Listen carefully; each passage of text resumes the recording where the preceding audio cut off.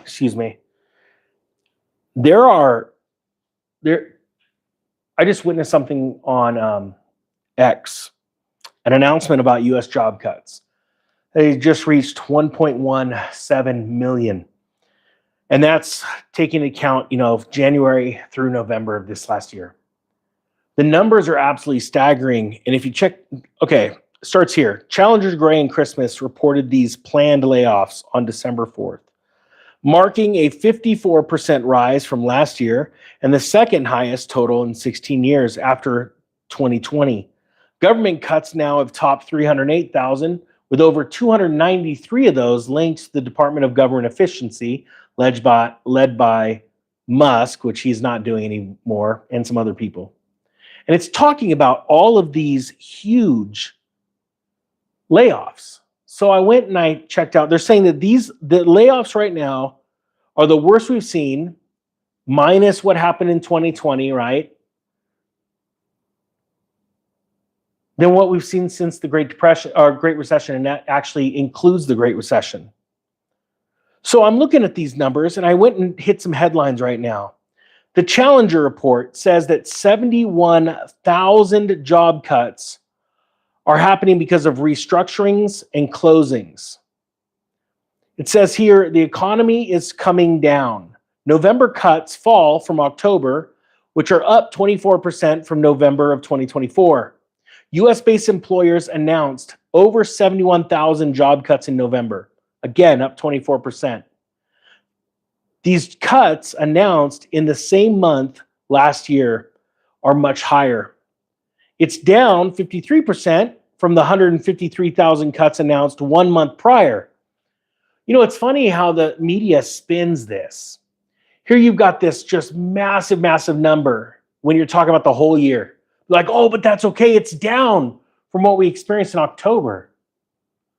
It says here, November's total is the highest for the month since 2022, but you have to focus on the entire number.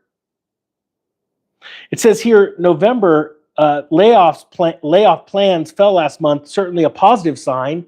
That said, job cuts in November have risen about 70,000 only twice since 2008. This was both in 2022 and in 2008. Said Andy Challenger, workplace expert and chief revenue officer for Challenger Gray and Christmas. He says November job cuts stayed below 70,000 from 1993 until 2000, according to Challenger tracking. During the recession year of 2001, job cuts in November skyrocketed to over 181,000. Remember, that was during the dot-com boom. Oh, real quick, sorry, I'll forget. The package bundle, Crypto Tax Pro and the Tax Planning 101 course. Links down below. The price is going to go up soon. So you look at all these numbers and they say how bad it is. They say through November, employers have announced over 1.17 million job cuts, an increase of about 54% from the 761,000 announced in the first 11 months of 2024. 54%, that's massive. I'm really curious to see what December brings. So it goes on to all these other numbers. Well, look at the headlines right now. It says Hollywood, this is out of the Financial Times, just today. Hollywood fears job cuts as opposition to Netflix Warner deal. It says here, UBS is poised for fresh job cuts. A report flags 10,000 layoffs by 2027 in their next phase of layoffs or restructuring. PXU board cuts 164 jobs. Job cuts are on the table in some city in back east. Verizon Communications, no, we're not going to talk about that one. It just keeps going on and on. As I'm looking at, you just type in job cuts or layoffs, and the stories are absolutely staggering. Now, here's the question. What are you going to do about it? See, the fact of the matter is there's some people that watch videos like this and they go, it doesn't matter. I have my job, and praise God, thank heavens you do have a job.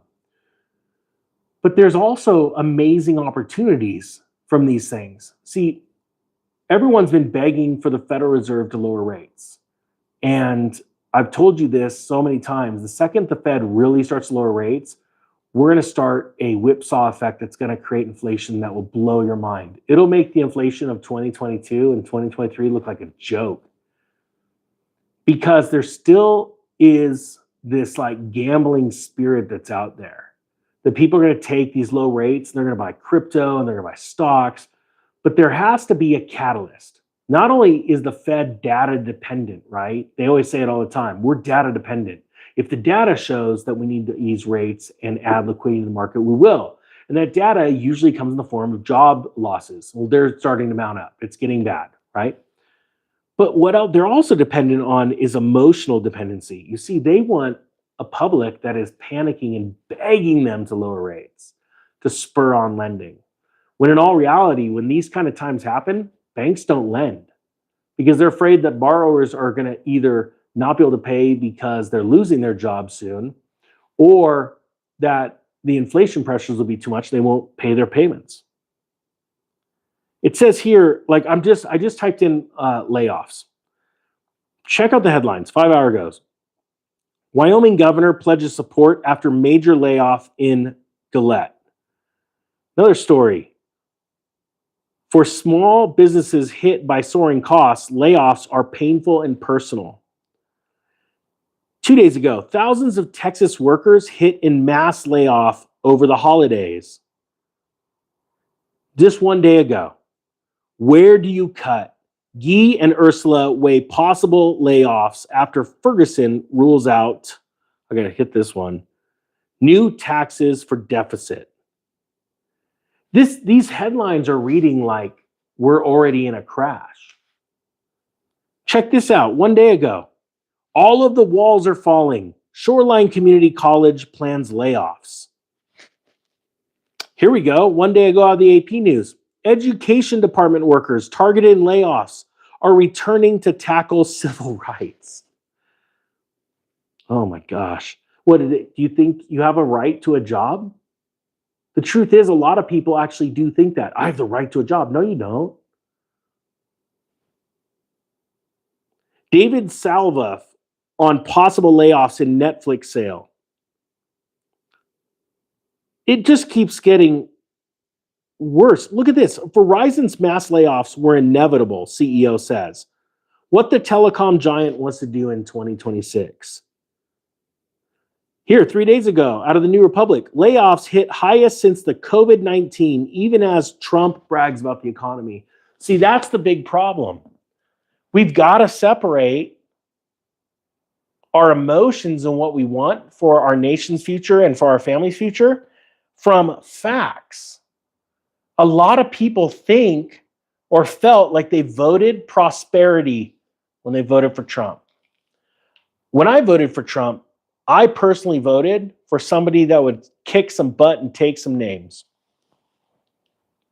So far, I'm not exactly stoked. I'm curious if you're stoked or not right now. Do I believe this was the best choice based on what we were given? 100%. But at the same time, you have to understand, there are a lot of capitalists out there, and they're going to feed their own, good graces and what they can do for themselves, also while trying to help the nation. And I don't think that family is the type of family to sit on their butt and just deal with the crash. They're going to take advantage, and I think all of us should.